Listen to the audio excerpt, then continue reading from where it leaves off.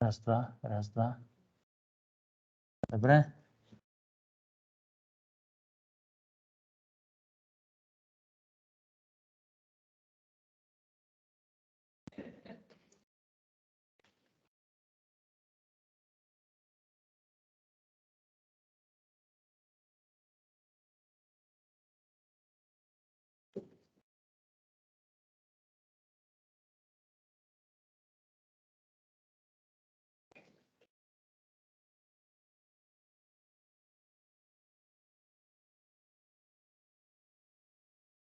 Dokade, ukáž ma. Kam? A je to?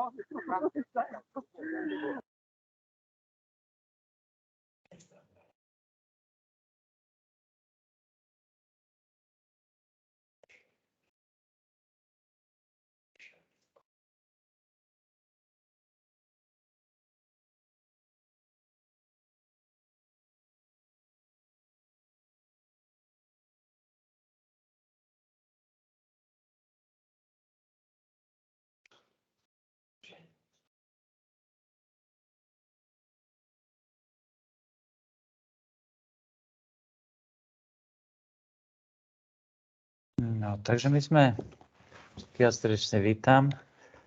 My sme minule hovorili o obranných mechanizmoch nášho ja a budeme pokračovať ďalej v týchto našich stretnutiach o afektivite a o tom, ako sa ju snažiť formovať, tak môžeme začať modlitbou v mene Otca i Syna i Ducha Svätého. Amen.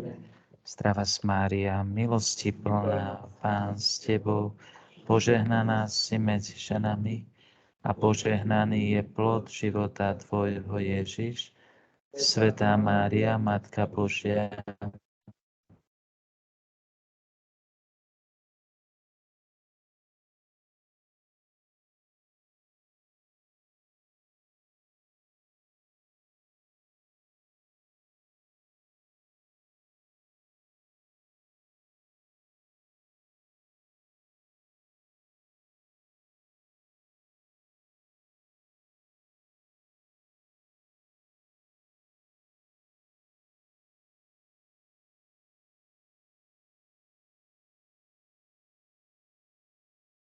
text aj čas tej prezentácie. Dostali ste to?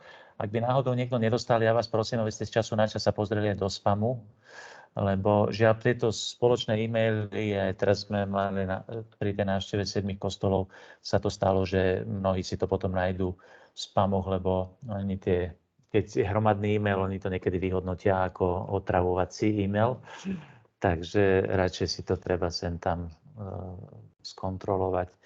Ak by vám to... Ja ako stíham upraviť ten text, aby bol teda preložený správne, aby to bolo také, že už prezentovateľné, tak potom vám to hneď pošlem. Dobre, takže niečo už som vám poslal a budem potom posielať aj ďalej. A myslím, že som vám posielal teraz pri tom poslednom aj nejaký známy hlas. Aj teda to o tých 7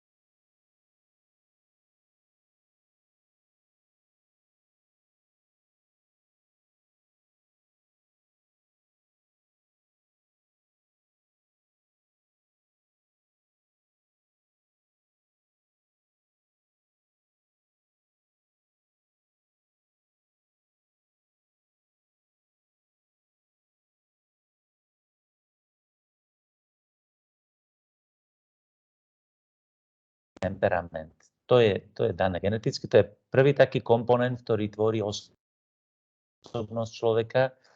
Potom je tzv. Charakter, tak to je všetko to, čo by som povedal, na nás vplýva.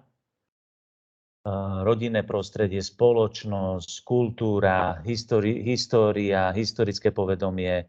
Potom aj to, ako my v tom našom temperamente reagujeme na tie podnety. Lebo to nie je automaticky dané, že povedzme, že máme dve deti, ktoré vyrastajú v tom istom prostredí a na každé to úplne inak pôsobí. Hej? Lebo to je veľký komplex vecí, ktoré tvoria osobnosť.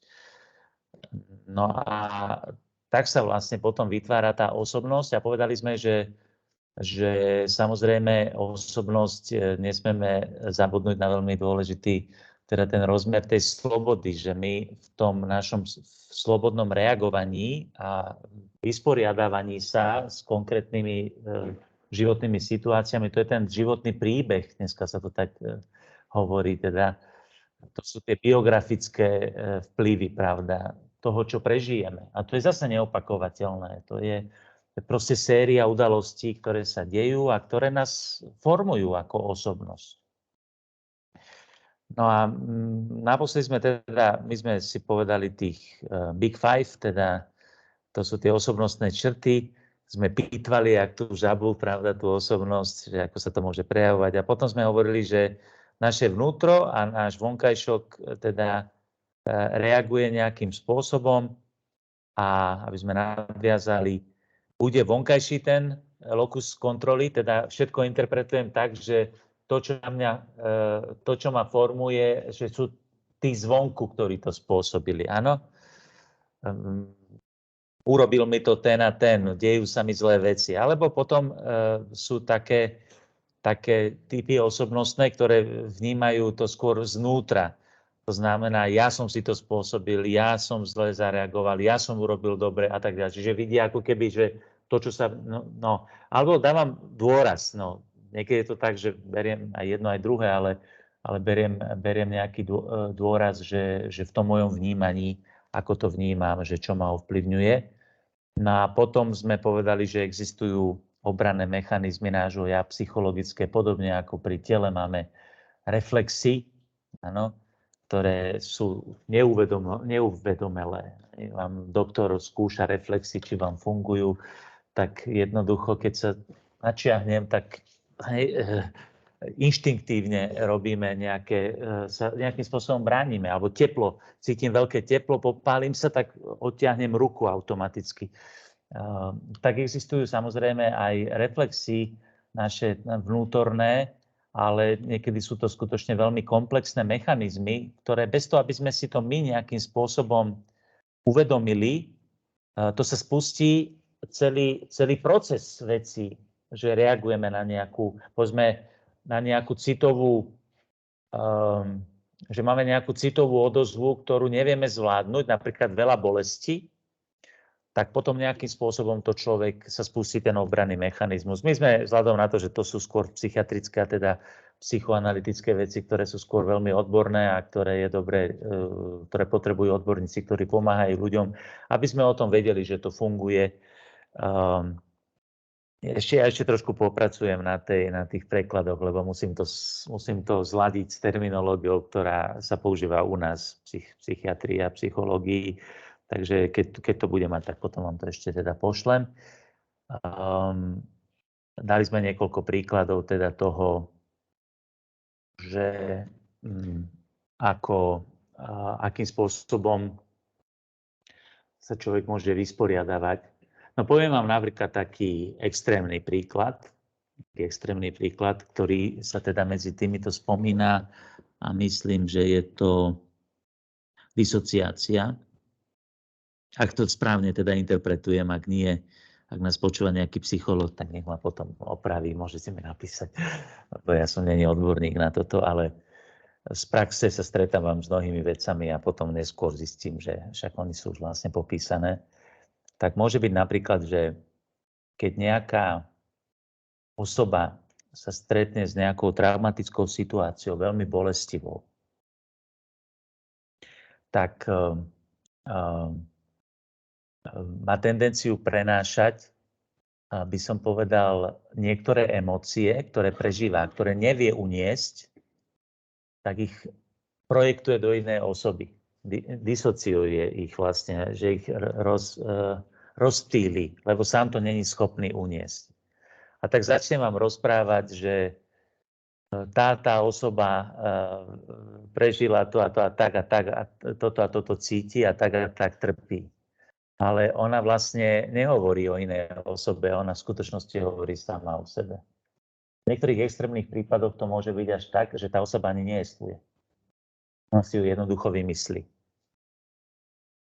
Sa s tým už stretol, že zrazu máte pocit, že ten človek je schizofrenik, že začne vystupovať v inej osobe.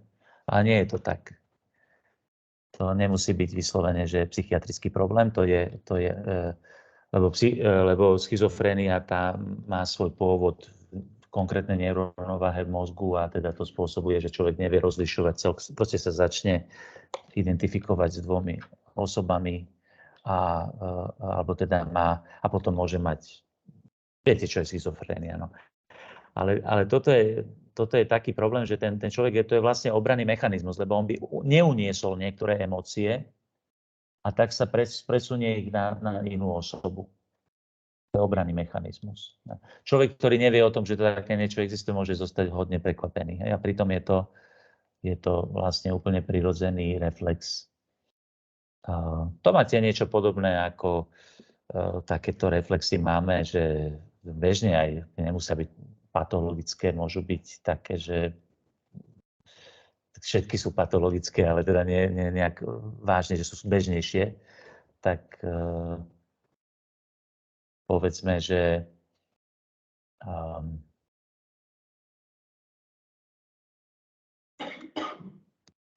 lekár sa začne správať čudne. Lekár sa začne správať čudne. Že proste vidíte, že sa začal správať nejako neštandardne a začne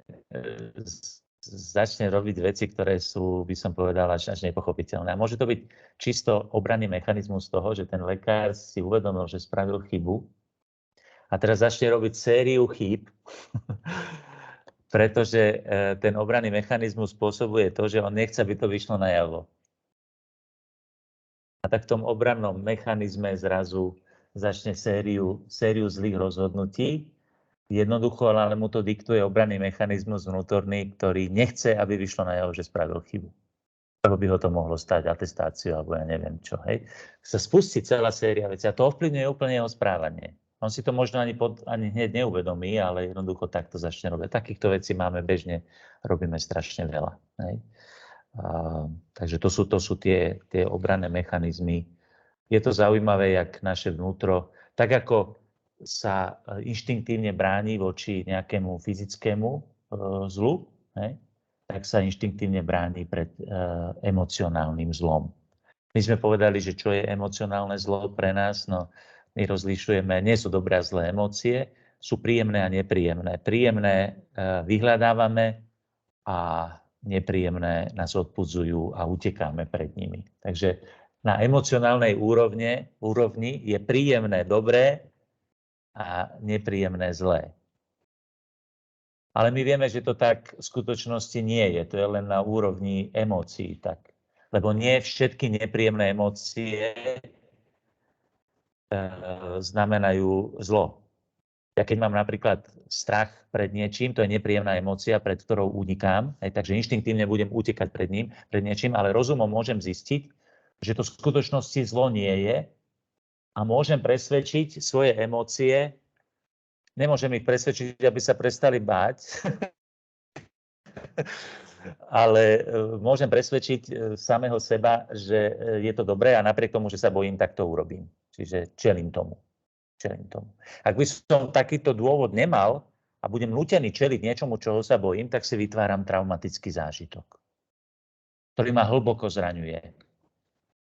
Ktorý preto napríklad aj nie je výchova, rodič, keď toto nerobí správne, tak povie, on chce akože zoceliť dieťa a tak ho vystavuje, by som povedal, strachu. Áno? Ale keď ho vystavuje strachu bez toho, že by povzbudil aj vysvetlením to, že tohto sa nemusíš bať, lebo to nie je skutočné zlo, hej, tak to dieťa nevychováva, aby bolo odolné voči strachu. On z neho robí v podstate traumatizované neurotického človeka. Takže to môžu byť veľké chyby. Hej. On si môže myslieť, akú vymyslel metódu úžasnú, ale nevymyslel nič, len v podstate tomu dieťaťu ubližuje. No. Takže to môže tak byť. Lebo my sme povedali, že emócie môžeme vychovávať, môžeme ich politicky presviečať. Áno, ale nesmieme ich na silu. Lebo tá emócia, ona je reakciou veľmi zjednodušenou a veľmi čiastkovou, že mi hovorí, čo je dobré a čo je zlé. Lenže tá emócia nie je schopná porozumieť dostatočne tomu dobru. Tá emócia, ona nejaký aspekt vidí a pred ním má, povedzme, že emocionálna odozva strachu môže byť to, že ja reagujem na nejakú situáciu, ktorú vidím emocionálne ako nebezpečnú pre mňa, alebo sa v nej cítim nekomfortne. Hej? Napríklad obyčajná tréma. To je normálna emocionálna odozva na to, že čelím niečomu, čo je pre mňa neznáme a čo je potenciálne nebezpečné pre mňa, napríklad teda pred mnohými ľuďmi vystúpim, tak čoho sa v skutočnosti bojím? Čo myslíte, čo sa bojím? Oni ma vybijú, tí ľudia, keď sa pred nich postavím? Zlyhania sa bojím. A keď zlyham, tak čo? Potom ma vybijú? A toto je práve tá vec, že my musíme ísť hlbšie nad tým rozmýšľať, že čoho sa to ja vlastne bojím. Tak ako s hnevom sme hovorili, hnev treba skúmať a dobre sa snažiť porozumieť, lebo keď ja neporozumiem správne, čo sa vlastne bojím, tak to neviem potom vyriešiť. Ja neviem s tým strachom potom pracovať.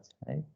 Ja musím odhaliť, že ten strach z toho zlyhania napríklad pred mnohými ľuďmi vlastne súvisí s čím? Súvisí s mojím sebaprijatím, s mojou identitou, s mojou hodnotou. Ja budem za blbca pred všetkými. Toho sa ja bojím. A teraz môžem začať uvažovať hlbšie. Samozrejme, že to musí byť aj otázka, že nemôžeme chcieť od malého dieťaťa, aby takéto hlboké úvahy robilo. Iné je, keď je človek dospievajúci, iné je, keď je v strednom veku, iné je, keď je senior a nemôžem chcieť hneď od každého, povedzme, nechcem od 15-ročného, nemôžem chcieť, keď on chudačík ešte netuší, on len si práve v tom dialogu s druhými, so svojím okolím buduje svoje krehké ego, viete, krehulinké, hej, tak ja nemôžem chcieť od neho a z toho si nič nerob. Hej. No ne, to je... Keď ešte 40-tnici a 50-tnici sme dotkliví. Hej. Stačí nie, že som znemožnený, ale len niekto má nejakú krivú poznámku a už sme z toho 3 dní mimo. Hej. No ale musíme si uvedomiť, že teda, keď chcem s tým pracovať, tak musím si uvedomiť, postupne si uvedomujem, že od čoho závisí moja hodnota napríklad. Tak to vidíte krásne, ako sa to vekom zoceluje, že... Ale ono sa to nezoceluje len vekom. Keby to bolo len vekom, tak potom niečo nefunguje, lebo máme veľmi sebaprijatých aj veľmi už teda dospelých, veľmi zrelých ľudí vekom, nechcem povedať starých.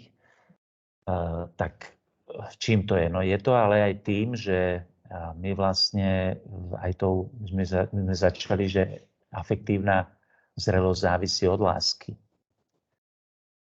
Teda aj od stupňa lásky bude závisieť aj naša afektívna zrelosť. Zoberte si také dievča dospievajúce, ktoré sa hľadá, no tá strávi 3 hodiny rozmýšľaním nad tým, čo si oblečie.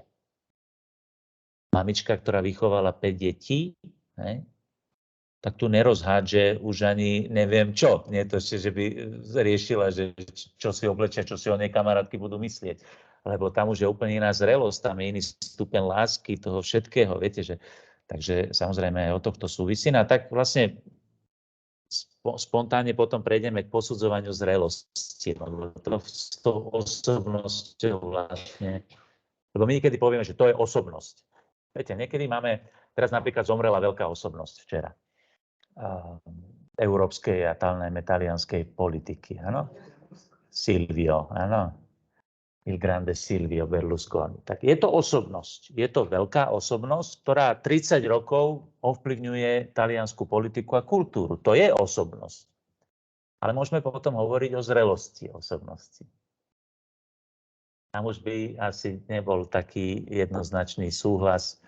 Na tom, že 30 rokov ovplyvňoval taliansku politiku, spoločenský život, kultúru, ekonómiu, o tom nie je absolútne žiadnej pochybnosti. A to je málo kto. Hej? To málo kto je taká mocná osobnosť, ktorá by tak silne dokázala vplývať na druhých.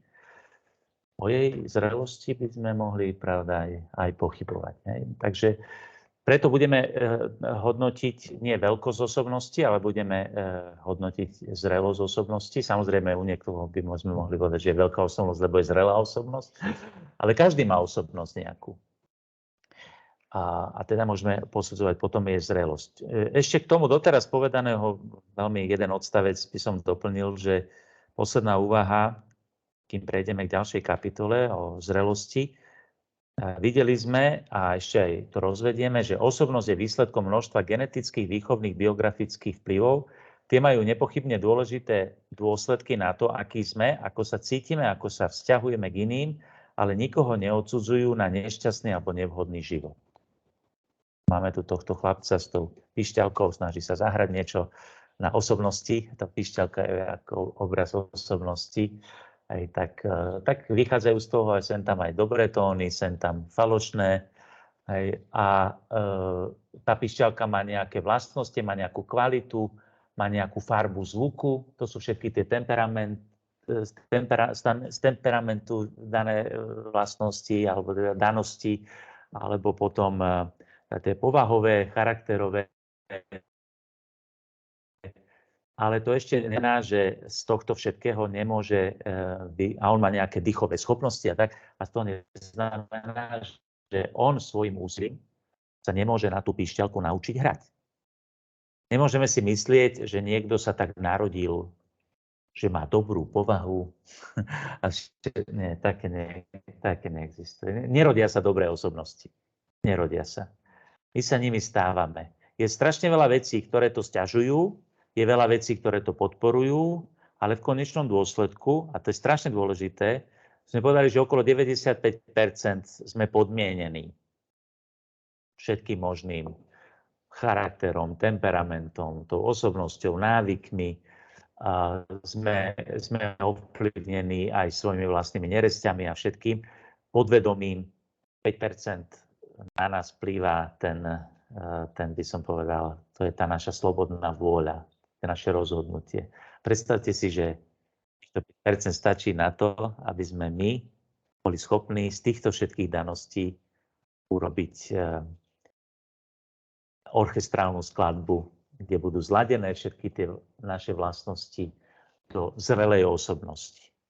Že neexistuje niekto, kto môže povedať, to ja mám takú smolu, že som musel zdieť, mám takúto genetiku. Ja mám takú smolu, že ja som mal takých rodičov a ja som sa v takom blbom národe narodil. Áno? To nič také neexistuje.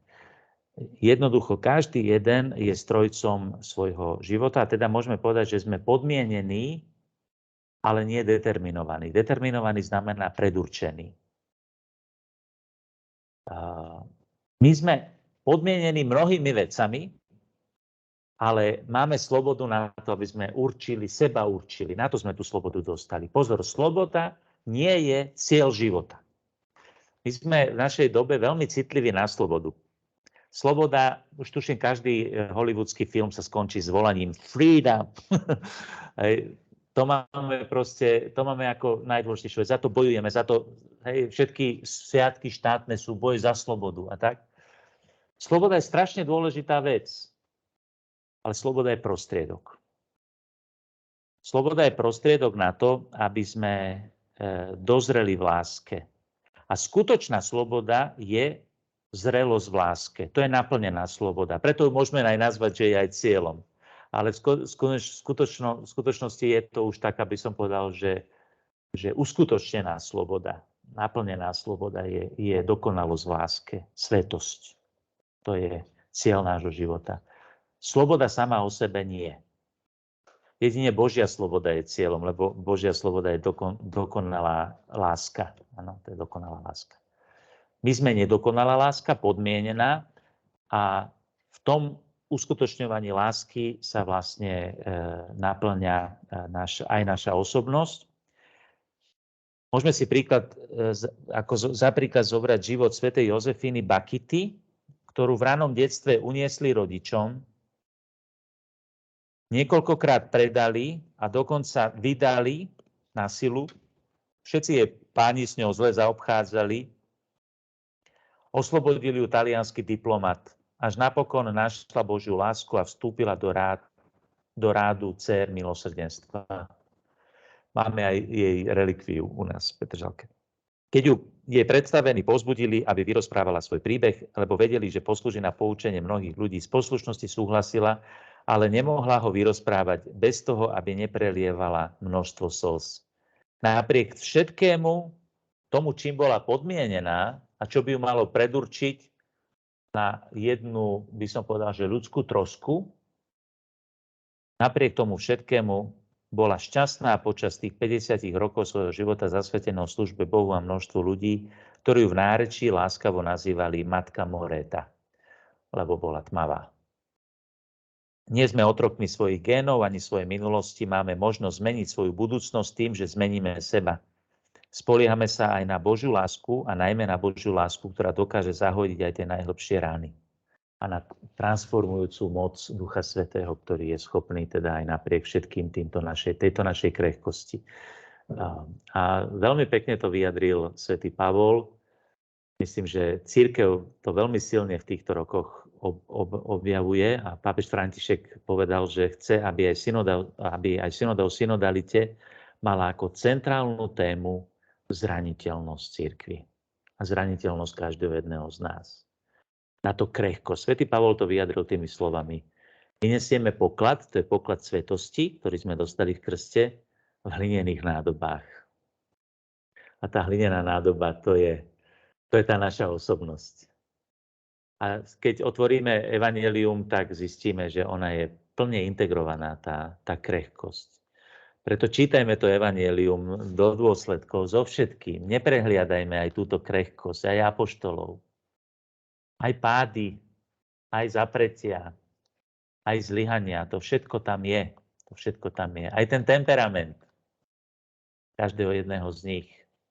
Synovia hromu zvolávali Božie plamene na všetkých. Ten temperamentný Peter, pravda, ktorý vieme, ako dopadol. A vidíme, že aj sú tam aj rozličné spôsoby, akým sa vysporiadávajú s tými hlinenými nádobami. Sú tí, ktorí sa nechajú uzdraviť, ako je Peter, ako sú mnohí teda ďalší, ale sú aj takí, ktorí odchádzajú smutní, ako ten bohatý mladík z evanjelia, pravda, ktorý tie nároky toho dozrievania nebol ochotný na seba zobrať. Alebo ten Judáš, ktorý upadol do zúfalstva. Pritom aj pre neho zomrel Pán Ježiš. Len zúfalstvo je hriech proti Duchu Svätému, lebo zabraňuje Duchu Svätému. On je ochotný akýkoľvek hriech odpustiť, len hriechy, ktoré zabraňujú odpustiť, tie sa nedajú odpustiť. Lebo tam sa človek uzavrie pred tou spásonosnou milosťou Božou. To sú hriechy zatvrdnutosti voči spáse. Preto pred nimi tak veľmi varuje Pán Ježiš. No a tak sa dostaneme k tomu, ako posúdiť zrelosť osobnosti a aké sú kritéria zrelosti, čo to vlastne tá zrelosť je, ktorého vychovávateľa nikdy nedráždila detinskosť detí, nezrelosť dospievajúcich a mladých ľudí, ktorí sú na ňom závislí a nenariekal, alebo teda im nevyčítal takto. No už je čas, aby ste dozreli. V istom zmysle máme jeden historický príklad, ktorý by som povedal, že taký veľmi známy, pretože sa stal v živote jednej z najznámejších svätých našich čias, a to je svätá Terézia z Lisie. A jej úžasný otecko, ktorého nadovšetko milovala, skutočne nazývala ho svojim kráľom, keď by ste rodičia mohli zažiť, že by vás deti titulovali môj kráľ a moja kráľovna. Takže bol to otec vynikajúci, ktorý však mal dočinenia so svojimi 5 dcérami, čo nebolo vôbec jednoduché. A najmä teda s Tereziou, ktorá okrem iného trpela traumou. Mala, by som povedal, že osobnosť, ktorá bola silne poznačená traumou z detstva, to bola strata jej mamy vo veku 4 rokov. Druhou traumou bola smrť jej malej sestričky, lebo oni boli také dvojice, tie sestry, viete, že si tak rozumeli. No a jej dvojica zomrela, takže to bola ďalšia trauma, ktorú prežila, myslím, že mala 6 rokov vtedy. No a vyvrcholením traum bolo, keď je najstaršia sestra, ktorá jej nahradzovala mamu, ktorá jej dávala akú takú citovú istotu. Sme povedali, že citová istota to je jeden z takých, to budeme vidieť, že to je jeden z takých dôležitých rozmerov zrelosti osoby a ona túto citovú istotu mala v tej svojej najstaršej sestre, keď ona vstúpila do kláštora. To vtedy mala 12 rokov a vtedy z tej traumy psychickej, tam vidíte, že už jej citovosť bola zlomená. Tam už bola zlomená a to môže mať také psychosomatické dôsledky, že z toho môžu byť choroby. Ona na to natoľko ochorela, že v tých 12 rokoch skoro zomrela. Dneska by sme to nazvali asi, ako by sa to nazvalo, no. Ako sa to nazýva, keď zažívate strašne silnú psychickú traumu asi neuróza by sme to mohli nazvať, ako veľmi silná neuróza, ktorá skutočne, ona už bola, dá sa povedať, na lôžku, kedy už nebola veľká nádej. No a to bolo jeden z prvých takých silných momentov milosti v jej živote, keď mala 12 rokov. Úsmev Panny Márie. A tam bola v Normandii je uctievaná taká Panna Mária, že la Vierge du sourire. To je úsmev, že Panna Mária úsmevu, tak ju tam, tú sochu mali. Ja som aj navštívil ten dom, kde sa to stalo, teda v Buissonnet, v Lizie. Tak a dodnes tam je tam posteľ, kde Tereska vtedy ležala, je tam aj tá Panna Mária, teda ona to od začiatku hovorí, že ona to síce interpretuje ako diablovú, by som povedal, že nenávisť voči nej, a to sa nevylučuje. V každom prípade bola mimoriadnou milosťou z tohto uzdravená, pretože toto nebola jednoducho schopná nejako sama prekonať. No a toto pokračovalo potom ďalej, že bola taká precitlivá a ďalší silný moment je milosti, kedy Božia milosť, to je len na povzbudenie všetkých, ktorí trpia všelijakými takýmito citovými ťažkosťami, a kto z nás na ne netrpí, pravda, a viac alebo menej, niekedy sú až takéto silne patologické, tak mala 14 rokov a už síce nemala takú ťažkú neurózu, ale bola strašne precitlivá. A hovorí, že ona sama to hovorí, bola som neznesiteľná. Dneska by sme jej povedali, že to bolo jedno rozmaznané decko, ktoré sa nevedelo zmestiť do kože. Bola strašne precitlivá, ale nie rozmaznané v tom zmysle, že, ale strašne bola citlivá. Strašne, keď hovoríme o tom, že precitlivosť je prejav niečoho veľmi nezrelého, tak ona skutočne stačilo malilinko a už plakala. No a keď hovoríme o tom teda, že keď sa posudzuje aj tá zrelosť, tak že kto z vychovávateľov nezažil to, že niekedy už mu rúpli nervy, že správaš sa nezrelo, tak bolo to po polnočnej omši v roku 1886. kedy prišli z polnočnej omše, no a Tereska došla taká akože rozľutostená, taká, by som povedal, že došli to proste domov z tej, viete, však Vianoce, všetci sme vtedy na meko. No a otec bol taký nejaký podráždený, už asi nevyspatý, unavený. Tak teraz, že idú darčeky riešiť, lebo tam sa vo Francúzsku v komíne majú skované darčeky, pravda, v tejto ponožke. A tak vtedy utrusil, že no dúfam, že už je to posledný rok. Že však už si veľká hojza, však máš 14 rokov, aby sme to furt riešili, darčeky, viete, však už je ako... No a tak sestry čakali, že bude výbuch slz, ktorý sa utiší asi niekedy nad ránom. A vtedy pocítila tú špeciálnu milosť, hovorí, že neviem, kde sa vo mne tá sila zobrala, ale interpretovala to, že to dostala vo svetom príjmaní počas polnočnej omše. Ježiš, ktorý sa pre mňa stal slabým, mňa urobil tú noc, kedy sa pre mňa stal slabým, mňa urobil silnou. Vtedy som v sebe pocítila silu, ktorú som stratila, keď som mala 4 roky, keď mi zomrela mama. A ja ako kráľovná som hrdo, bez slz a bez ničoho išla po schodoch ako kráľovná a moje sestry neverili vlastným očiam. že vlastne vtedy toto prekonala v sebe. No a div sa svete, v podstate krátko na to si podala žiadosť o vstup do najprísnejšieho kláštora, aký tam na okolí bol. Hej. Čo aj biskup nedovolil. Ona sa potom zobrala a išla s otcom za pápežom si pýtať povolenie. Sa správala aj proste jedna zrelá žena. Hej. Také dokáže veci robiť Božia milosť. Hej. A takže to je na také veľké povzbudenie, no ale vidíme, že aj takí dobrí vychovávateľia, ako je otec, niekedy sme, tak povediať, že netrpezliví s tou nezrelosťou, ktorú vidíme okolo seba, najmä u ľudí, ktorí sú nám zverení. Je čas, aby si dozrel. Správaš sa nezrelo. Kto nikdy nedostal takúto výčitku? Ale aj keď si vypočúvaný uvedomuje svoje nedostatky, môže odpovedať inou otázkou. A v akom ohľade by som mal dozrieť? Viete, to už je taká, by som povedal, že zbytočná veta. Správaš sa nezrelo. Čomu to pomôže, takáto veta? Ničomu.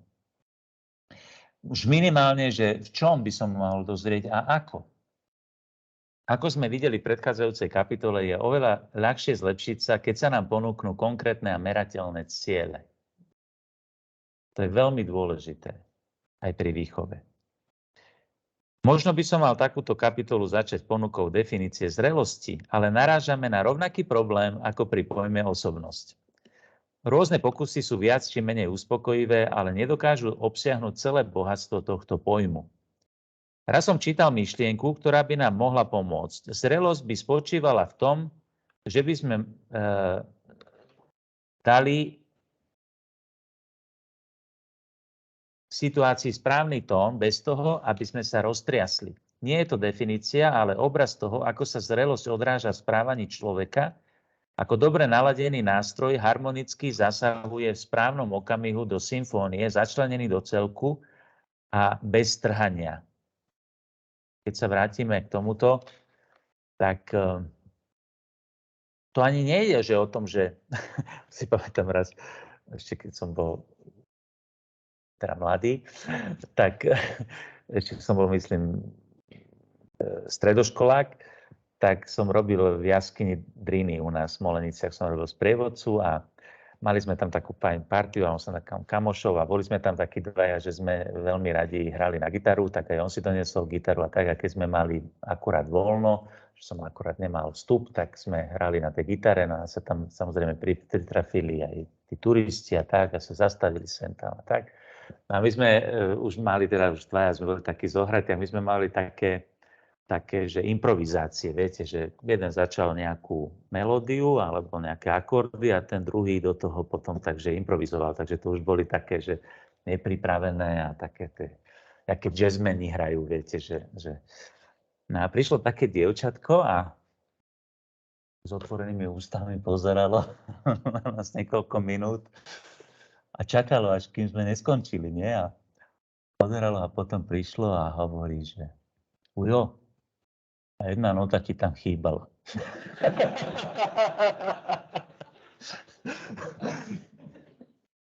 Viete, tak ono to nie je o tom, že keď poviem niekomu, že si nezrelý, že to celé je zle. No, tam len niekedy chýba jedna nota, alebo tá nota je na nesprávnom mieste, alebo má nesprávnu výšku a tak ďalej. Čiže my musíme, viete, keď niekto hrá, ja mu nemôžem povedať, že hráš zle. Ja mu môžem povedať, toto je inak, toto musíš zahrať inak, tuto daj pomlčku, tuto si to zahral podtón alebo zaspieval. Hej, čiže môžem jedine tak pracovať, že mu poviem konkrétne, že čo má zlepšiť.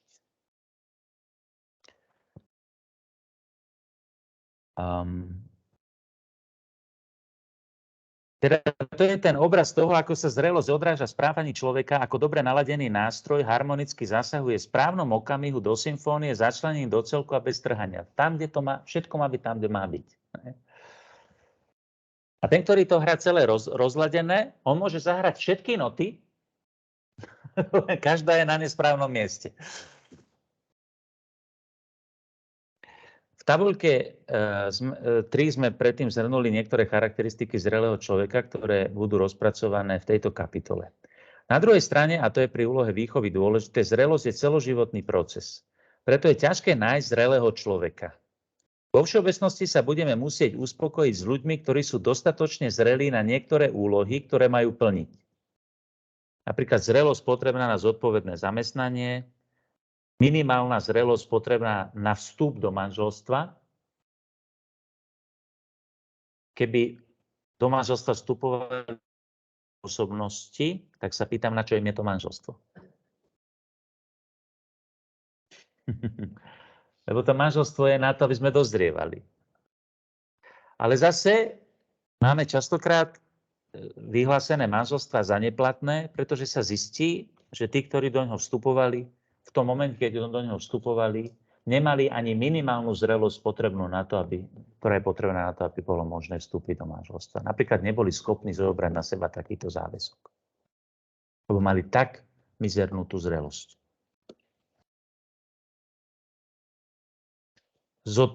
Alebo zrelosť na darovanie seba samého v konkrétnom povolaní a tak ďalej. Keby sme mali svetiť za kňazov len zrelých, tak by ste boli bez kňazov. Nie, že by ste mali málo kňazov. Boli by ste bez kňazov. Lebo neexistuje. Ale existuje nejaká minimálna zrelosť na to, aby mohol byť človek vysvetený za kňaza. Preto sa biskup pred vysviackou pýta, si istý, že sú na to súdci? Čo odpovie zodpovedný? Podľa výslovného svedectva zodpovedných osôb dosvedčujem, že sú súdci. Čiže máme dôvody veriť tomu, že sú súdci. A tak aj keď niekto vstupuje do manželstva, by som sa ich opýtal, ste súdci? No, tak máme dôvody veriť tomu, že sme súdci. Áno? Pýtali sme sa, radili sme sa, posudzovali to aj druhý, urobili sme, čo sme vládali a podľa tých dát, ktoré máme, máme dôvody veriť tomu, že to tak je. V niektorých prípadoch, napríklad teraz máme tú prípravu aj takú lepšiu, dokonalejšiu, no už po druhom, po treťom stretnutí prípravy na manželstvo sa tak rozvadia, že najprv odložia dátum svadby, hej, a niekedy ho aj zrušia. A niekedy zase, áno, pohádajú sa tak ďalej, vyjdú na povrch veci, ktoré by ich dobehli o pár rokov, a ktoré keby neriešili, tak by mohli potom možno o pár rokov viesť, lebo keď sú dlhodobo neriešené vo vzťahu, tak potom privedú k rozpadu toho manželstva. Že je lepšie, keď sa pohádajú pred svadbou a zistia, že toto sme absolútne neriešili a pritom je to také dôležité. Takže minimálna zrelosť, hej? No ale potom je celý manželský život na to, aby dozrievali v tom manželstve. A my kňazi v tom kňazstve a podobne. Teda vykazuje primeranú rovnováhu medzi rozumom, vôľou a citmi. Aj tu sa prejavuje tá zrelosť, že máme tie rozličné roviny, rozum, vôľa a city. Napríklad tu vidíte, že keď je tam nerovnováha, aj pri zrelosti to môže byť, že niekto môže byť veľmi zrelý, povedzme, intelektuálne a citovo je pritom ale normálny. No áno, lebo keď máte napríklad, dneska máte tie tzv. Že talentované deti. To sa rieši. Máme taký trošku akože, by som povedal, až modlu talentov. Máme talentové súťaže a všetko a musíš byť iný a ty si úžasnejší a ty si talentovanejší a či máš talentované, každý rodič dá dieťa na 10 krúžkov, len aby ukázal, aké má talentované dieťa. Že to dieťa je z toho úplne na nervy. To už nie je problém, lebo dieťa je skôr akože prostriedok na to, aby si rodič budoval svoje vlastné ego. Ale teraz otázka je tá, že viete, dobre, a niekedy je to aj že je talentované. Druhá vec je tá, že nie je talentované tak, že má iné talenty, sa to dneska tak pekne zhovievavo povie, že inak obdarované, že máte deti, ktoré povedzme sú intelektuálne veľmi, veľmi pozadu, že majú nejaký druh postihnutia. Hej? Že teda to je tzv. Gaussová krivka normálnosti, hej, že väčšina populácie vykazuje nejaké prejavy a potom máte tých, ktorí sú hodne nad a tí, ktorí sú pod tou normálnosťou. Áno?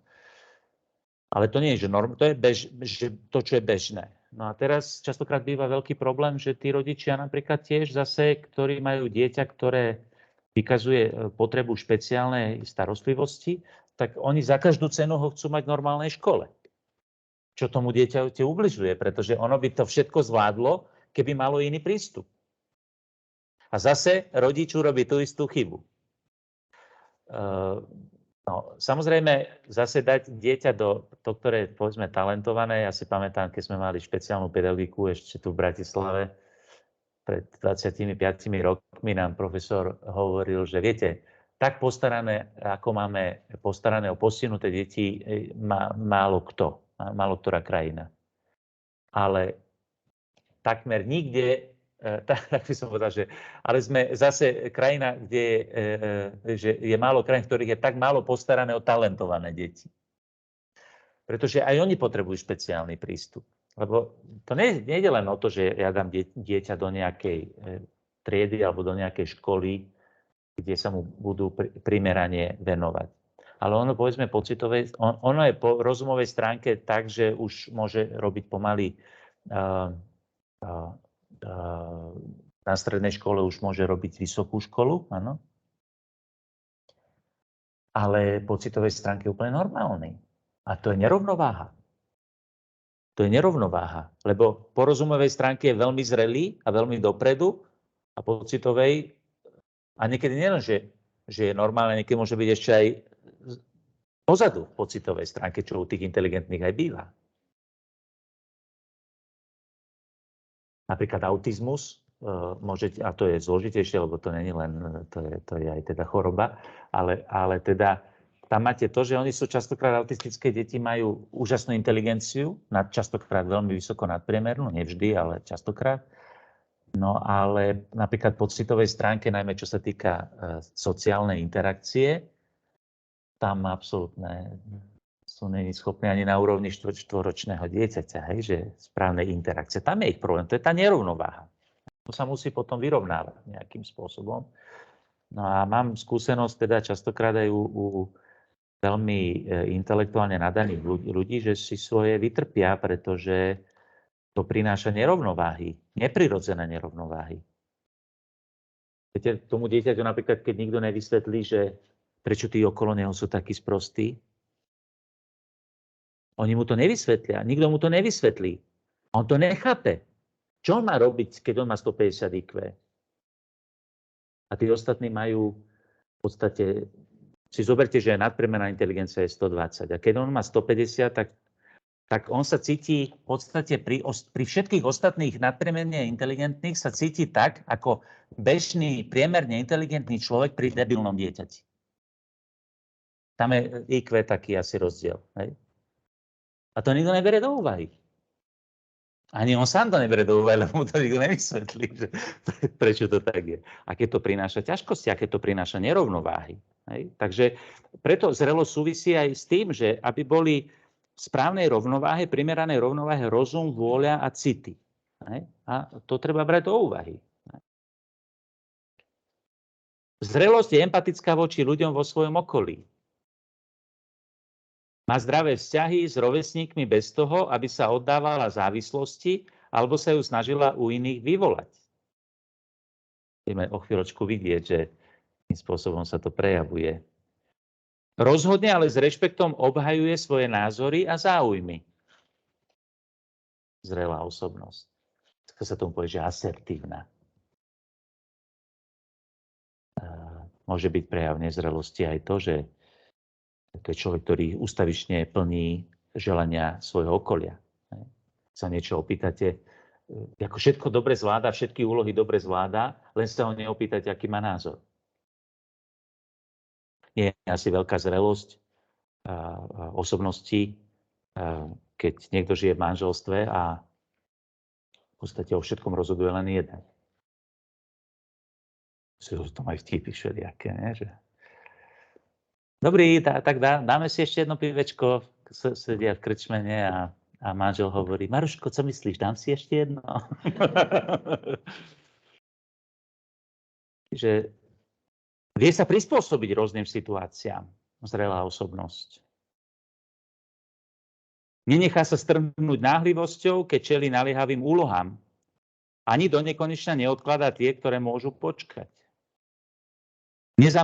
Nezamrzne tvárou v tvár problémom, nech sú akokoľvek vážne.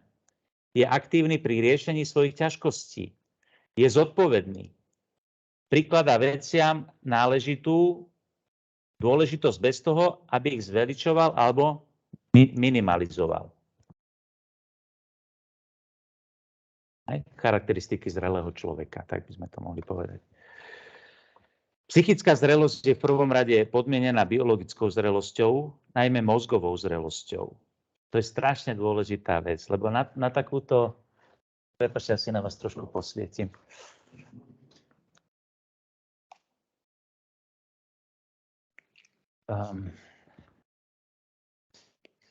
Pretože toto, čo som vymenoval, tak akože nečakajte, že vaše 17-ročné dieťa alebo vnúča bude vykazovať takúto zrelosť. Aj keby ste ho ako dobre vychovávali, tak toho nie je schopný, pretože ten mozog ešte nedozrel. Ona je potrebná určitá podmienenosť, aj fyzická, v tomto prípade neurologická, a teda mozgová. Z toho vyplýva, že prejavy sa budú počas života líšiť a tí, ktorí zaostávajú alebo postupujú príliš rýchlo, preskakujúc prirodzené etapy, môžu odrážať určitý stupeň nezrelosti. Z tohto potom vyplýva, že prečo napríklad niektoré poruchy, ktoré sú, my im hovoríme, že duševné choroby, ale oni sú v skutočnosti fyziologickými chorobami. To sú obyčajne choroby, ktoré súvisia s nejakou nesprávnou funkciou mozgu alebo nejakou chemickou nerovnováhou, ktorá v tom mozgu je. A preto sa niektoré dieťa správa napríklad autisticky, alebo má Aspergerov syndrom, alebo má ADHD a podobne. Tu sa teraz začínajú ukazovať trošičku aj niektoré civilizačné choroby, že spôsob života, ktorý sme si mysleli, že toto nám neublíži, keď my budeme tie polotovary tlačiť celý život, tak sa ukazuje, že po 30 rokoch alebo v druhej generácii už sa to začne nejakým spôsobom prejavovať, alebo že tie Coca-Coly furt pijeme, alebo ja neviem, alebo že si ženy dávajú do organizmu tú hormonálnu antikoncepciu. To sa môže prejaviť aj v druhej generácii, pretože to sa potom môže prenášať aj ďalej a potom máme, mnohé veci nevedia ani napríklad pochopiť, že prečo dneska máme tak strašne častý ten autizmus. To nikdy v minulosti nebolo. Ono je to pravdepodobne, sú to dôsledky, ktoré potom nejakým spôsobom sa prejavujú. Je tam samozrejme tých faktorov veľa, ale jednoducho to správanie sa potom prejavuje. Hej? A teda je prirodzené, že teda vidíme, že od toho mozgu strašne veľa závisí. Väčšina emocionality je mozgová činnosť. To sa vám na MRIčku krásne vysvieti, hej? Jednotlivé emočné stavy. To sa vám rozsvietí ako Las Vegas. A sa nahnevate toho pacienta, ktorý je na MRI a už to tam bliká, hej? A už to dneska aj vedia popísať, že v ktorých častiach sú tie centrá jednotlivých tých oblastí našej emotivity. Hoci teda, myslím, že neurologovia sa dneska skôr tvária, že niečomu rozumejú. Aj tak väčšine nerozumejú, ale už tomu rozumieme neporovnateľne viac, než kedykoľvek v minulosti. Napríklad 70-ročný človek, ktorý hovorí, oblieka sa alebo sa správa ako tínedžer, je smiešný. Nepochopil, čo znamená byť v srdci mladý. To máte niekedy aj takú krízu stredného veku, že sa zrazu v tom určitom strednom veku začnú tak trošku správať jak tínedžeri. Lebo napríklad sa nevedia vyrovnať s tým vekom a s tým dozrievaním a s tým všetkým a môžu to byť takéto prejavy. Ja som poznal mužov v mojom veku v Taliansku, už som zistil, že my sme tak o 20 rokov pozadu a po 20 rokoch sa to všetko začne prejavať. To, čo som videl v Taliansku v 90 rokoch, to bolo okolo roku 2000-2010 a to, čo som videl 2000 a ďalej, tak to už začína prichádzať aj k nám teraz. Niektoré prejavy také kultúrne, viete. No. Keď som to videl, som nechápal vlastným očiam. Muži v mojom veku, aj pred 50-kou, majú deti a tak ďalej, a on proste celý víkend idú na akciu s kamarátmi, na Korčule, púšťajú šarkanov, a tak nie s deťmi, ale oni, viete, spolu. Tak ako... Tak to sú... Nás dobiehajú niektoré veci. Nás dobiehajú niektoré veci. Potom máte zase dneska, to tak nie je, možno to už začínajú rozličné iné prejavy, že sa pustia také hlášky, ktoré sa stanú akože životnými pravidlami. To sú také akože mocné hlášky. Oni sú úplne úžasné, až na to, že sú nepravdivé. Že povie, že napríklad, že užívaj si život, kým sa oženíš. Bol som teraz v Taliansku, bol som sobášiť jeden pár taliansky a no, on mal 36 rokov a ona mala 28. Úžasní dva mladí ľudia, mám ich veľmi rád a ona mi hovorí, že za posledné týždeň nepočuje nič zo svojho okolia, nič iné ako to, že či je šibe, že sa taká mladá vydáva. Ja hovorím, vidíte, to je tá zmena. Ja keď som bol kaplán, tak 28-ročná bola už stará, aby sa vydávala. Ano? Čiže tu vidíme, kam sa to posúva, ale to tým pádom sa posúva ale aj práve ten stupeň zrelosti, pretože puberta nie je na to, aby ste si užívali život. Puberta je na to, aby ste sa na ten život pripravili. Aby ste dozreli na ten život. No ale keď ten čas, ktorý venujete na to, aby ste dozrievali, venujete na to, aby ste si život užívali, tak potom, keď ho začnete žiť, na čo prídete? Že ste nezreli na to, aby ste ho žili.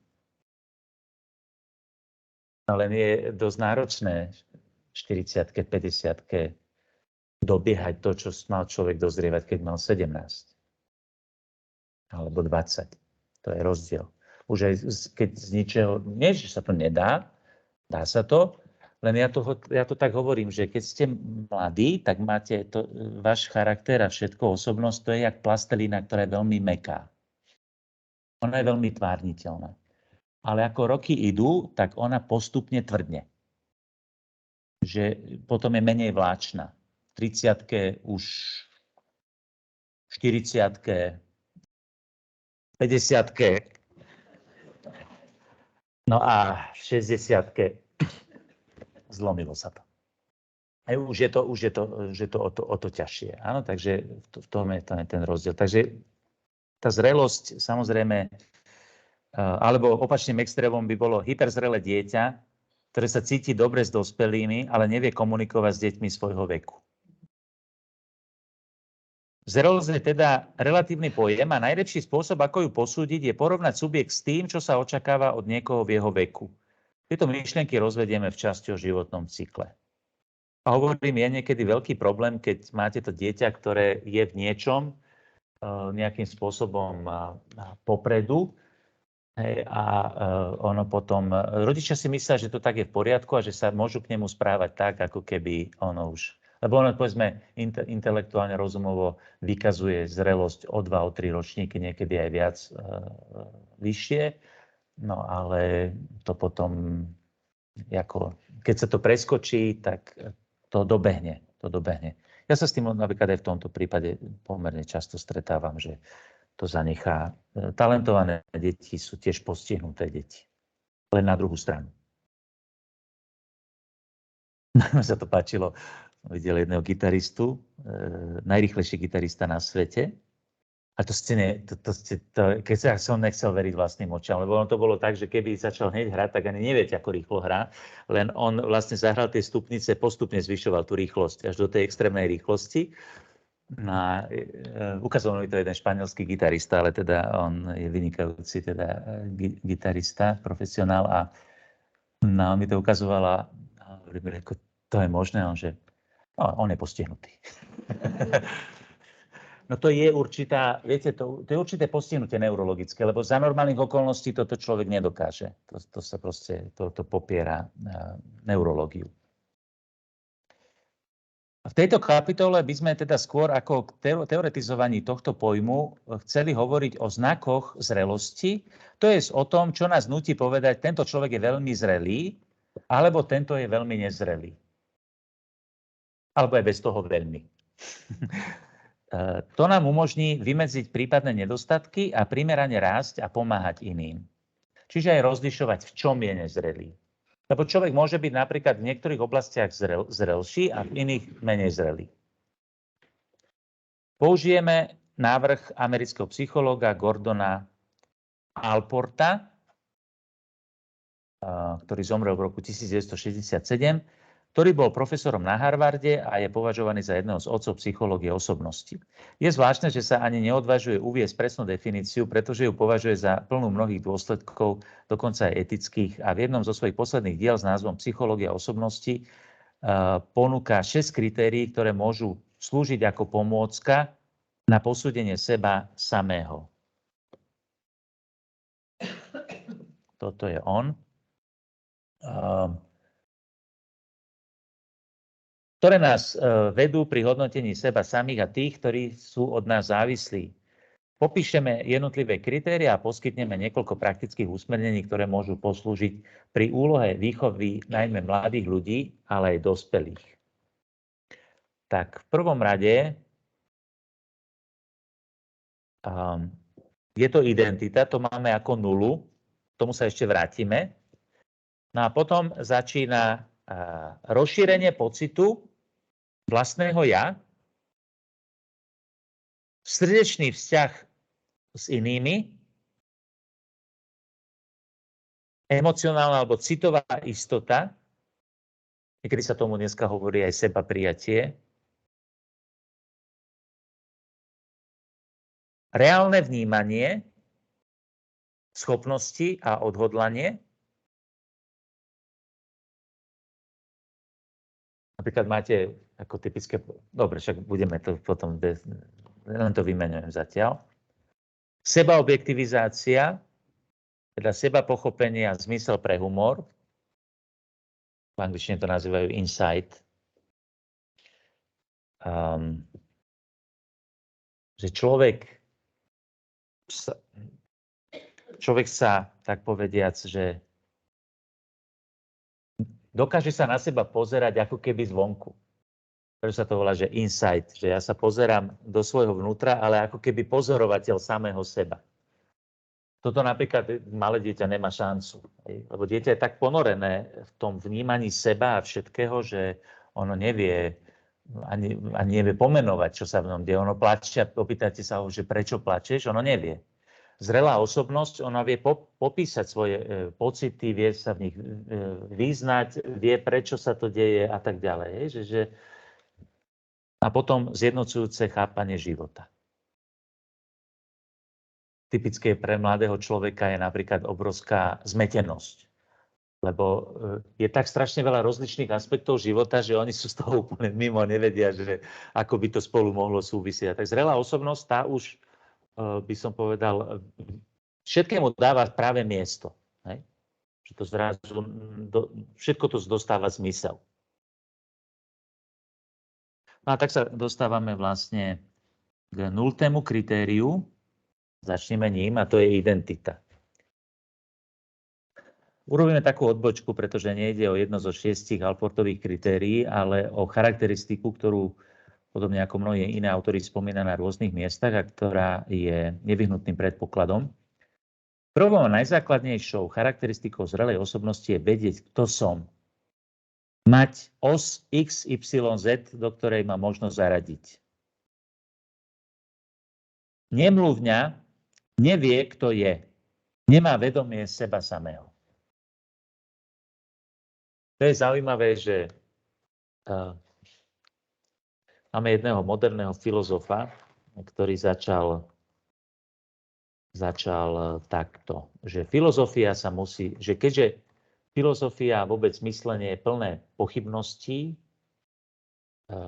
ľudia sa nevedia navzájom dohodnúť, hej, že majú rozličné názory a tak ďalej, tak on hovorí, musíme, keď chceme, on bol matematik, volá sa René Descartes, po latinsky Cartesius, poznáte asi karteziánsku sústavu, že? Naše vnímanie matematiky je založené na Descartovi, tak Descartes, on chcel, že nájdeme nespochybniteľný základ. No ale keďže všetko možno spochybniť, tak čo potrebujeme nájsť? Nespochybniteľný základ bude pochybnosť. Pochybujem, teda som. Pochybujem, teda myslím, dubito ergo cogito ergo sum. Teda prvým nespochybniteľným základom by bol mysliaci subjekt a pod týmto mysliacim subjektom samozrejme myslím myslenie ako také. Takže problém je v tom, že to takto vôbec nefunguje. Dieťa pochybuje?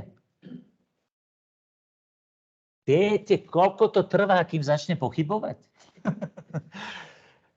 To je zaujímavé, ako funguje tá naša myseľ. Preto nemá ani vedomie samého seba. Ja nemôžem začať vedomím, pretože vedomie sa rodí. Z čoho sa rodí to vedomie? Dieťa začne poznávať. Pozrite sa na, však sa tu mami, čo je malé batoľa, ktoré sa narodí? To je toto.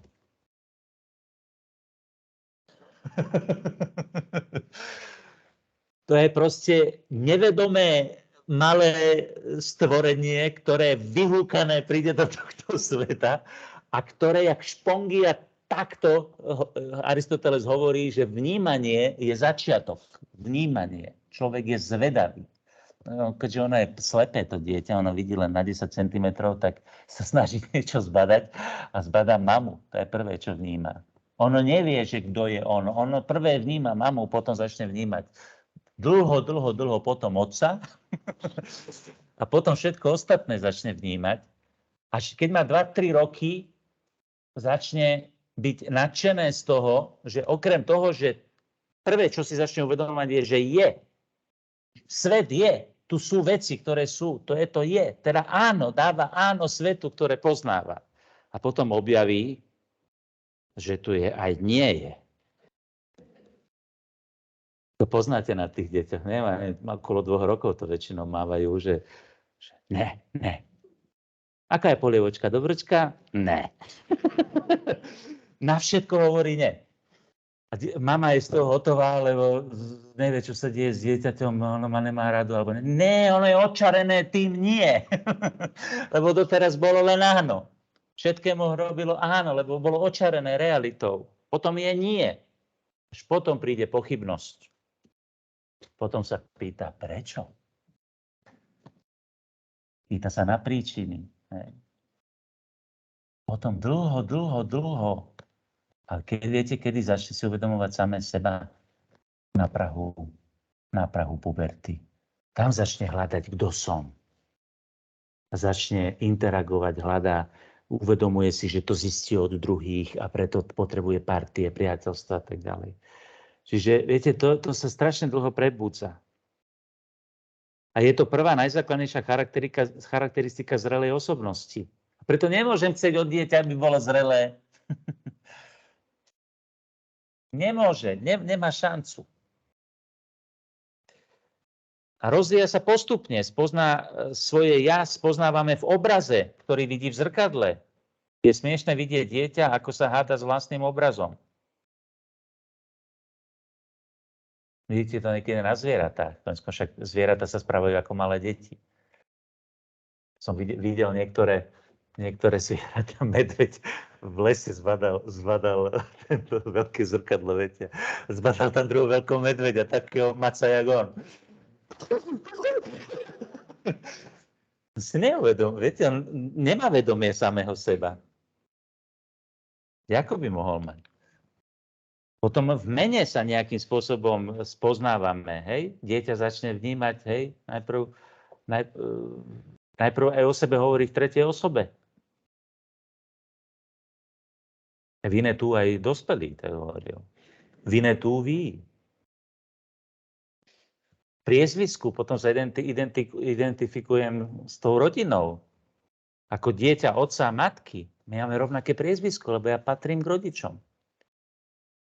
Ako chlapec alebo dievča, ako člen rodiny, krajiny, kultúry. Potom sa začnem identifikovať s tým, objavujem, aké mám vlastnosti. Tak zistím, aký som. Hej?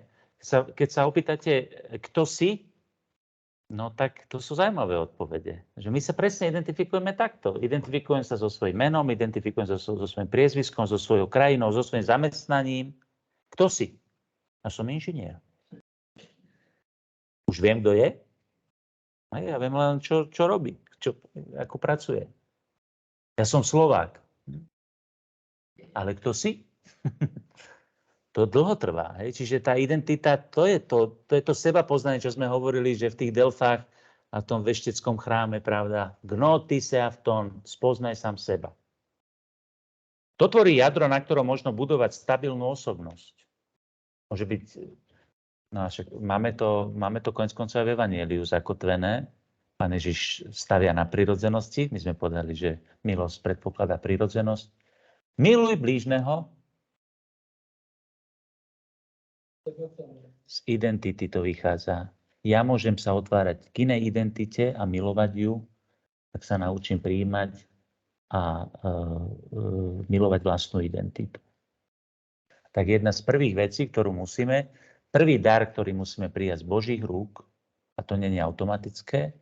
Čo myslíte, aký dar musíme prijať z Božích rúk? Najdôležitejší. Samého seba. Boh ma stvoril a dal ma mne samému.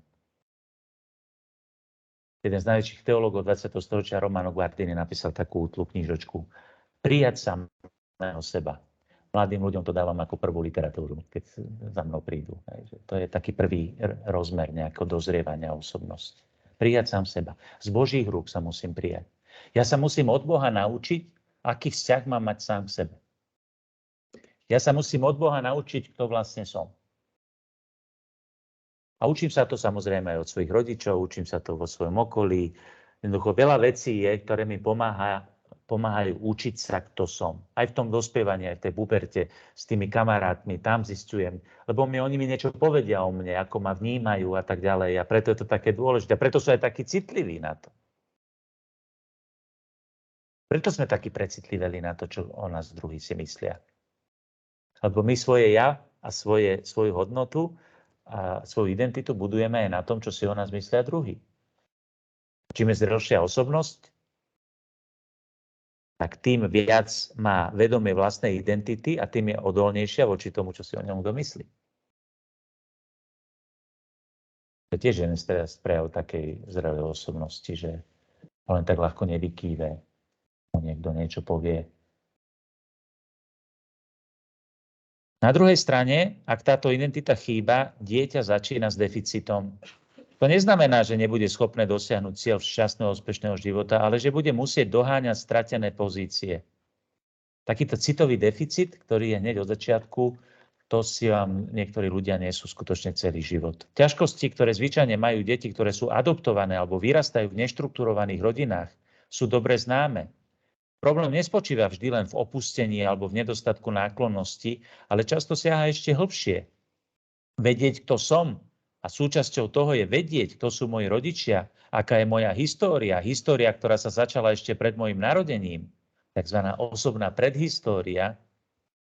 Tréner môže byť pre ľudí veľkou pomocou, formátor môže byť pre ľudí s veľkou pomocou, aby sa zmierili s vlastnou biografiou, aby vedeli, že sa nenarodili náhodou alebo omylom svojich rodičov. S týmto ja ako kňaz, ako pastier duší sa stretávam veľmi často. Verte, že ešte v seniorskom veku toto ľudia ešte stále niektorí sú s tým vysporiadaní, že oni boli v podstate Omyl. Sa narodili, ja neviem, súrodenci už mali 20-25 rokov.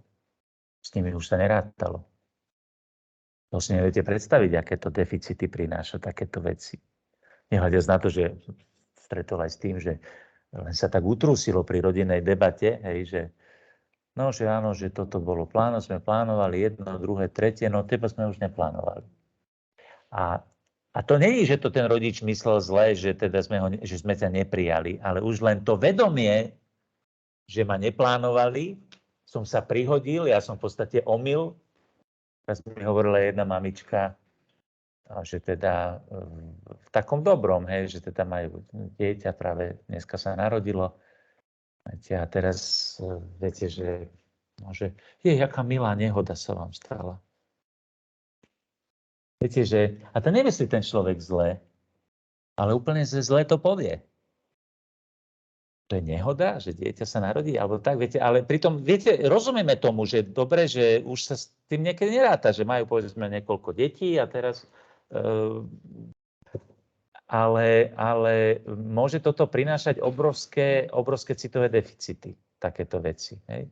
Nehľadiac na to, že niekedy to nemusí byť takéhoto charakteru, môže to byť také, ja sa stretám s tým často, ten rodič ma proste stále opakuje, ty si nemožný, ty toto nevieš, ty nič nevieš. Aj to môže byť obrovský deficit, hej, ktorý si ten človek nesie. A potom ho nejakým spôsobom to rieši, o tom budeme hovoriť. Sú neautentické spôsoby, ako to riešiť, a sú autentické, ktoré mi pomáhajú dozrievať. Ale vždycky sa ten človek snaží s tým vysporiadať. Ale niektoré tie spôsoby ho nevedú k zrelosti, sú falošné. Oni mu len pomáhajú to, by som povedal, že zmierňovať tú bolesť z toho, alebo teda tú nepohodu, ktorú mu to spôsobuje. Podobne je bežné aj to, že ľudia s poruchami rodovej identity, dneska veľmi aktuálny problém, trpia emocionálnymi ťažkosťami, ktoré ďaleko presahujú spoločenské odmietnutie. Toto je jeden z najväčších omylov, ktorý sa v spoločnosti hovorí, že ľudia, ktorí majú rodovú identitu nejakú, by som povedal, že zmetenú, viete, že je rozdiel, skúsime o tom stále hovoriť, aby sme sa aj v tomto trošku vzdelávali, lebo je to taká vec, ktorú ešte pred pár rokmi nikto neriešil a dneska to už musíme riešiť a sa v tom vzdelávať a riešime to dennodenne s mladými ľuďmi. Je rozdiel tzv. Zmetená sexuálna orientácia, to znamená, to je to, že ľudia, ktorí ma sexuálne priťahujú, môžu byť iného ako opačného pohlavia. No? To je otázka príťažlivosti. Ten človek sa cíti byť mužom, ženou podľa toho, ako je, ale príťažlivosť sexuálnu a citovú cíti tomu istému pohľaviu. To by bola, že homosexuálna orientácia napríklad, ne? Alebo iné. A potom máte rodovú identitu. To je problém, nie problém príťažlivosti, ale problém toho, že ten človek je biologický muž alebo žena, to je nesporné, lebo neexistuje niečo medzi. Toto neexistuje, to je biologicky dané. Každá jedna bunka je mužská alebo ženská, lebo to máte chromozóme dané v DNA. To proste nemôžete zmeniť.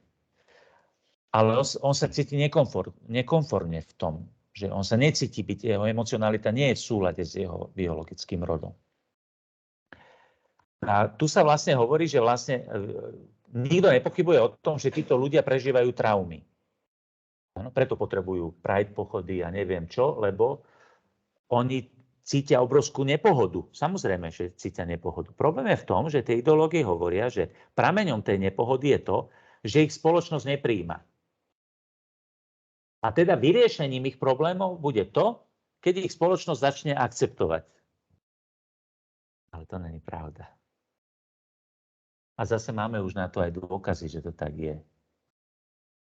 V Švédsku sa dovolilo teda aj preoperovanie v podstate na požiadanie, spoločnosť to akceptuje, alebo Holandsko, miera samovrážd nie, že klesla u týchto ľudí, ale 9-násobne stúpla. Lebo viete, lebo keď ten človek žije v tom, keď ho ten nejaký gender aktivista presvedčí, že vieš, no ty máš v podstate jediný problém, lebo ten človek má traumy. A on mu povie, že jediná trauma je tá, že táto blbá spoločnosť stredoveká ťa nechce prijať takého, aký si. Hej. Tak on tomu uverí a dlhé roky v tom žije, že aby toto dosiahol a v tej nádeji, že to vyrieši jeho problémy. A keď to potom dosiahne, tak zrazu zistí, že to jeho problémy nevyriešilo. A že jeho problémy sú oveľa hĺbšie. Že viete, toto je ten problém. Toto je ten problém.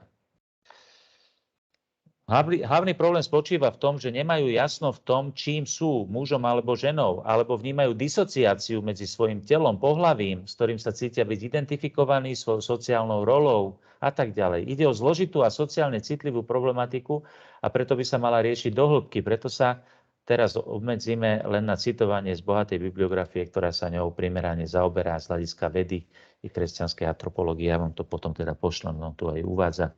Ale je to cudzojazyčná literatúra, takže asi vám to mnohým ešte zatiaľ moc nepomôže, ale potom sa k tomu časom budeme vrácať. Teraz vyšla taká dobrá príručka, ktorú vydala Renátka Ocilková. Si ju poznáte. Ona pracuje inak aj s Rómami, robí na KBS a bola aj taká moja spolupracovníčka počas synody. No a ona sa aj tejto oblasti venuje, ona je mamina a viacerých detí a napísala celkom dobrú takú základnú príručku, v ktorej sa tie pojmy dajú približiť. Tak ja ju objednám, už je vypredaná, takže asi bude nová reedícia, tak potom by som ju objednala, aby ste ju mali k dispozíciu aj tu vo farnosti a to môže byť. Prípadne sa jej môžeme aj venovať, ale na teraz nám to stačí, teda že tá identita je nultý, by som povedal, prameň tej zrelosti. A tak budeme potom pokračovať ďalších 6, aby sme, to už nám bude trošku pomáhať, aby sme mohli odhalovať, že kde môžeme na sebe kto pracovať a v ktorej oblasti a ako. Dobre, lebo nebuďte vystrašení, lebo budeme objavovať teraz veľa našich nezrelostí. Dobre? Všetci. Takže aby ste neboli prekvapení, to je o mne, to je o mne. Áno. Nesieme poklad svetosti. Už nám ju Pán Ježiš dal, celú svetosť. Svetosť nie je úloha. Svetosť je dar, ktorý sme dostali. Úloha je, aby sme celú svoju bytosť tej svetosti podriadili a ju nechali preniknúť celú našu bytosť. Takže, ale nesieme ju v krehkej nádobe našej nezrelosti. Dobre, takže tam... ale Pán Ježiš nám ju chcel dať do tej... On nedal, že niektorým ju dáva do hlinenej nádoby a iným do oceľovej. Neexistujú iné nádoby ako hlinené, všetci. Čiže pozor, zrelosť, to nie je nejaké, že Pán Ježiš myslel pre nás nejakú dokonalosť a teraz akože prekvapenie, ale my sme krehkí a nezrelí a zraniteľní. A... Čo teraz ty? No nie, to není prekvapenie. To je... Čítajte Evangelium a zistíte, že Ježiš vstupuje s tou svojou svetosťou do tých nezrelých ľudí, aby im pomáhal dozrievať mocou Ducha Svätého, posvetiteľa, pravda. Takže s odvahou dopredu môžeme poprosiť Matku Božiu, ktorá je najzrelšia zo všetkých. Viete, Panna Mária a Pán Ježiš, oni sú jediní, ktorí mali dokonalú rovnováhu v emocionálnom živote, hovorí svätý Tomáš Akvinský. Žiaden iný svetec toto nemal. Všetci svetci mali svoje nezrelosti. Oni dvaja jediní dokonale dozrievali vo všetkých oblastiach, a teda aj v afektivite. Takže Panna Mária môže byť pre nás nie že nedostižným tým vzorom, ale tou svojou zrelosťou nás môže v tých našich nezrelostiach podržať. Lebo ona vie, ako to má vyzerať v tej zrelosti. Takže presne nás neomylne môže k tomu viesť. Zdravá Mária, milosti plná, Pán s tebou, požehnaná si medzi ženami a požehnaný je plod života tvojho Ježiš. Svätá Mária, Matka Božia, pros za nás hriešnych, teraz i v hodinu smrti našej. Amen. Mene Otca i Syna i Ducha Svätého, požehnaný večer.